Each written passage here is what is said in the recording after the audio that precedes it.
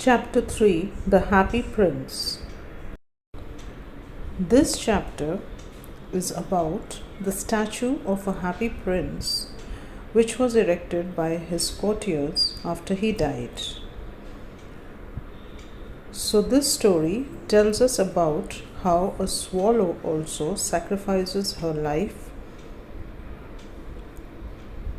and for the happiness of the other people when the prince wants to help.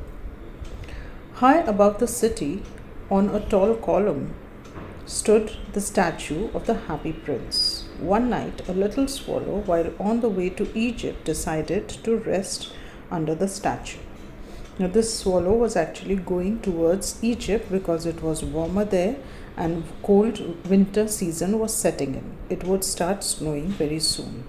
So the swallow was migrating, and on the way it sat for rest on the tall statue of the happy prince.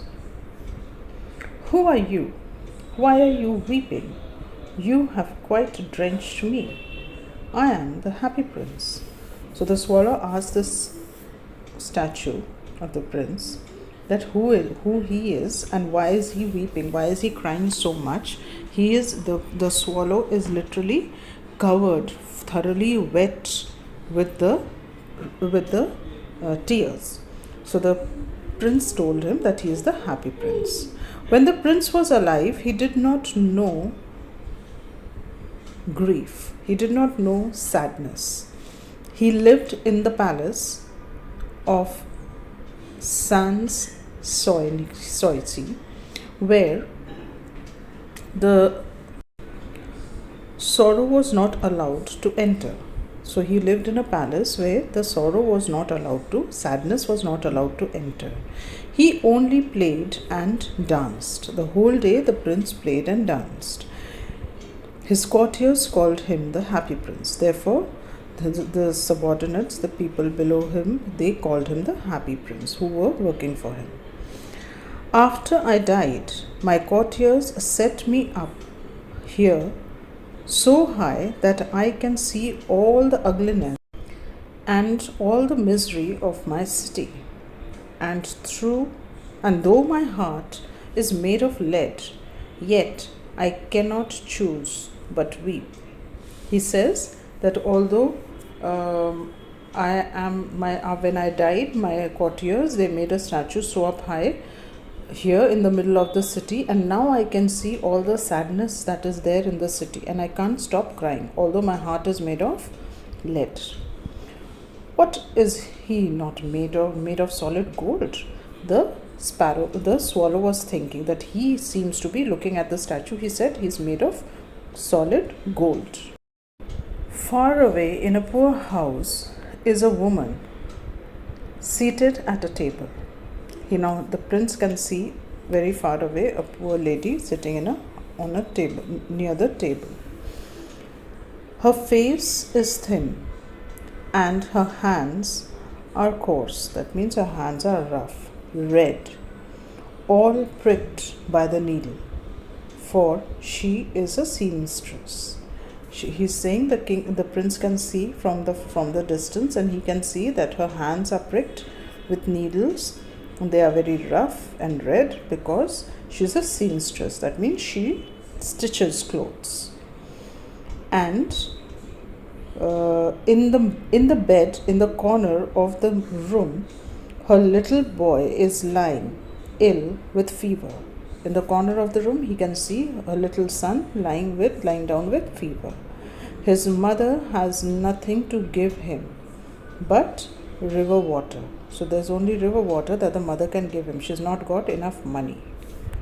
The prince says, "Swallow, little swallow, will you not take her the ruby from my sword hilt?" From the top of the sword, the handle of the sword, he says, "Take out this ruby and take it and give it to this lady. You see, I cannot move." He said, "You go and do this work for me because I cannot move. My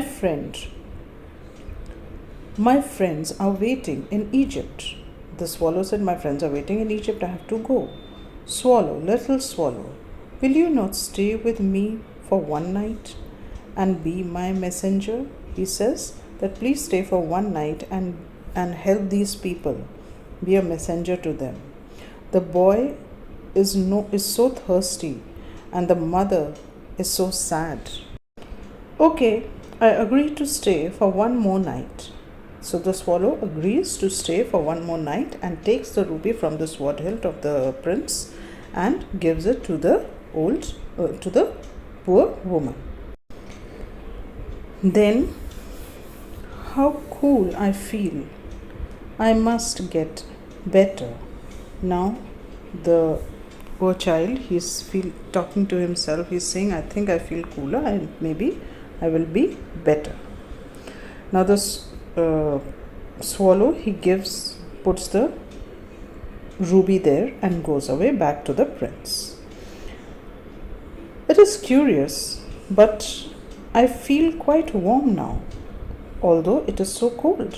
The swallow says that although it is very cold, but now after giving the ruby, I feel warm. So the prince says, you feel so because you have done a good deed. When we do a good thing, then we feel nice. So that warm feeling came to him because he had done a good thing by helping the poor woman. Next night, now I can fly back to Egypt. The swallow said the next night, now I can go back to Egypt. But the prince still wanted him to help.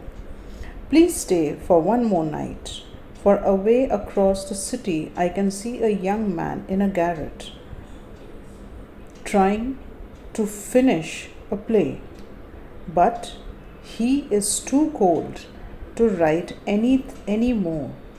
There is no fire, and hunger has made him faint.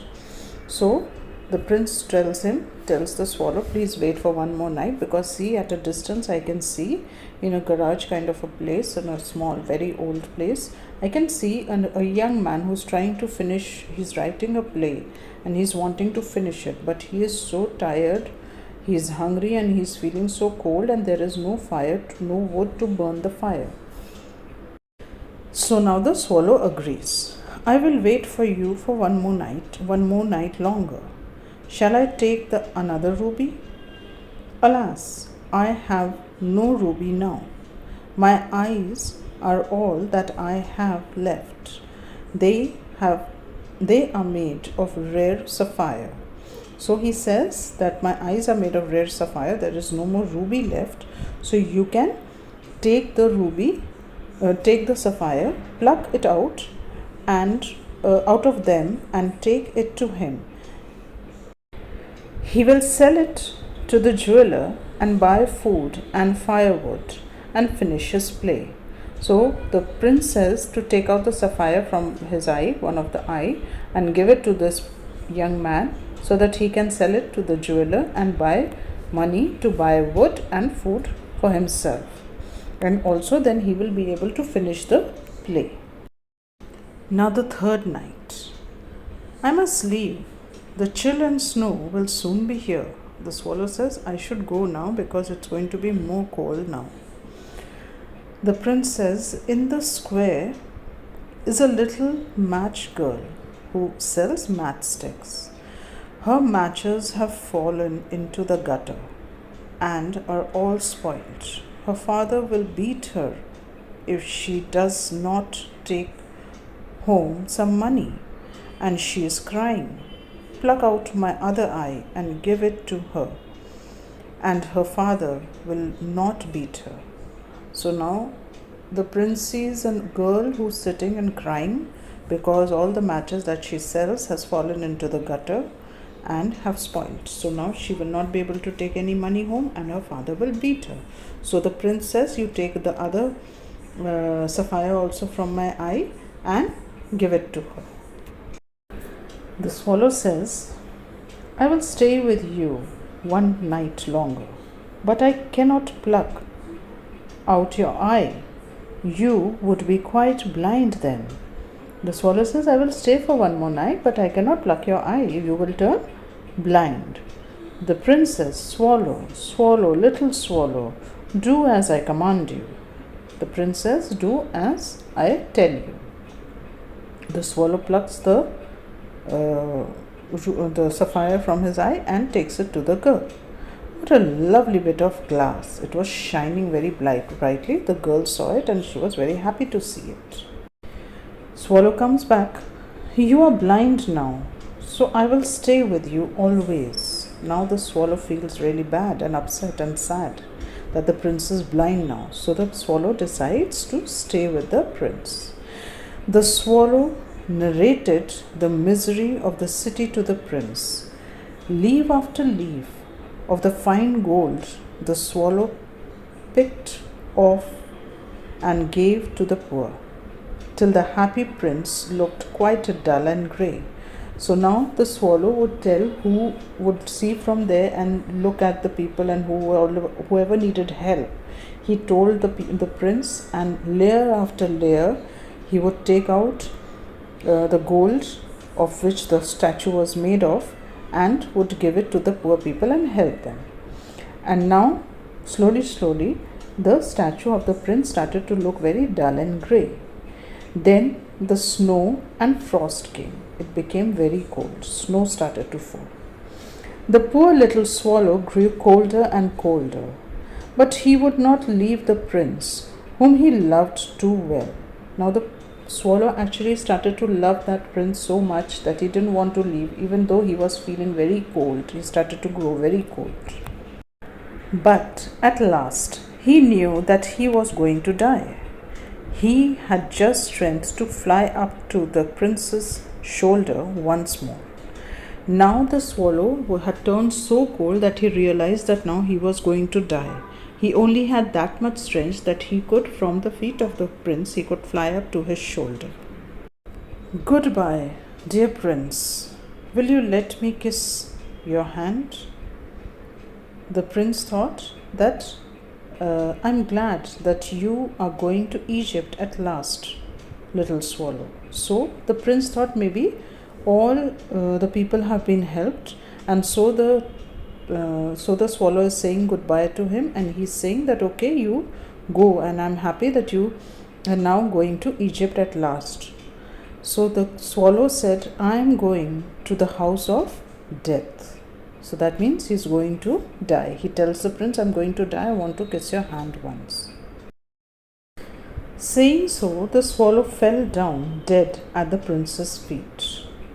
At that moment, a curious crack sounded inside the statue, as if something had broken. The fact is that the leaden heart had snapped right into two.